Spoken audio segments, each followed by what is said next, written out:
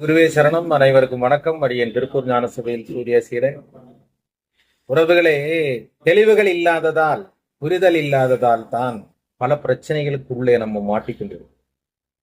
அதற்கு தீர்வு எங்கே கிடைக்கும் என்று கேட்டால், இது போன்ற செய்திகள் சொல்லுபவர்களிடம் இருந்துதான் எடுத்தாக வேண்டும். இறைவன் பயன்படுத்தக்கூடிய கருவிகளாகத்தான் இது போன்ற சச்சங்கங்கள் பேசக்கூடிய நபர்களை இறைவன் உருவாக்கி வைத்திருக்கிறார். ஒரு ஊருக்குள்ள ஒரு நபர் ஆரோக்கியமானவர், நல்லா இருக்கிறவர், ஆரோக்கியமா இருக்காரு, நல்ல ட்ரெஸ், நல்லா இருக்கு.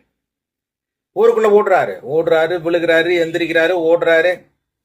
என்னன்னு பார்த்தாச்சுன்னா, கருப்பு துணியில கண்ணு கட்டி வச்சிருக்கிறார். அவரோட கண்கள் கருப்பு துணியால் கட்டப்பட்டு இருக்கிறது. இருந்தும் இந்த மனுஷன் கீழே விழுகிறான், எந்திரிக்கிறான், நடக்கிறான், இடிக்கிறான், விழுகிறான். துணியை கட்ட அவுத்து விட்டுட்டு நடக்கலாம் இல்ல அப்படின்னு கேட்கும்போது சொல்றாங்க பதில். என்ன தெரியுமா பதில்? டைம் இல்ல சார். அவங்கள்ட்ட பல பேரும் கேட்டிருப்போம் இந்த வார்த்தைகளை. டைம் இல்ல சார். எதற்கு டைம் இல்ல? அறிவு கண்ணை கட்டி வைத்திருக்கிறது. இந்த அறிவு கண்ணை திறந்தால் மட்டும்தான் தெளிவு கிடைக்கும். தெளிவு கிடைத்தால் மட்டும்தான் வெற்றி அடையும். எண்ணங்கள் பலது இருக்கு, நிறைய தேவைகள் இருக்கு, நிறைய விஷயங்களை செஞ்சு முடிச்சிடணும்னு வெறியோட தான் நிக்கிறோம். ஆனா அறிவு கூர்மையை பயன்படுத்த முடியாமல் நிற்கிறோம். இந்த அறிவு தெளிவு வந்தால் மட்டும்தான் சாதிக்க முடியும். கண்ணு கட்டி விட்டு இருக்காங்க. இந்த அறிவு கண்ணை திறப்பதற்கு என்ன செய்ய வேண்டும்? எம்பெருமான் ஈசன் கணக்கன்பட்டி பழனிசாமி சாமிகள், மூட்டை சுவாமிகள் குருவாக அமர்ந்து பாடம் சொல்லி அன்போடு அழைக்கிறார். இறைவன் யாரையும் தண்டிக்கிறதில்லை, யாரையும் தண்டிக்கிறதில்லை. தண்டிப்பவனாக இருந்தால் இன்று இவன் எம்பெருமான் ஈசனின் பேரு சொல்லக்கூடிய பல பேர்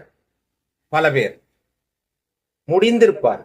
ஆனால் அவர் தண்டிப்பது அன்போட பார்க்கிறார், அழைக்கிறார். வா, திருந்திக்கோ, கற்றுக்கோ. வாழ்க்கையை இறைவன் யாரையும் தண்டிப்பதில்லை என்பதுதான் உண்மை. யாரையும் தண்டிப்பதில்லை. நம்மளை யோசிச்சு பார்த்தா, நான் செய்த வினைகளுக்கு எல்லாம் இறைவன் என்னை தண்டித்திருந்தால் எத்தனையோ ஆண்டுகளுக்கு முன்னாடி நான் செத்து போயிருக்கேன் இல்லையா? நல்லா யோசிச்சு பாருங்க. இறைவன் அன்பானவன், இறைவன் பாசமானவன், இறைவன் நம்மை காப்பாற்றுவதற்காக நம்மை அழைப்பவன்.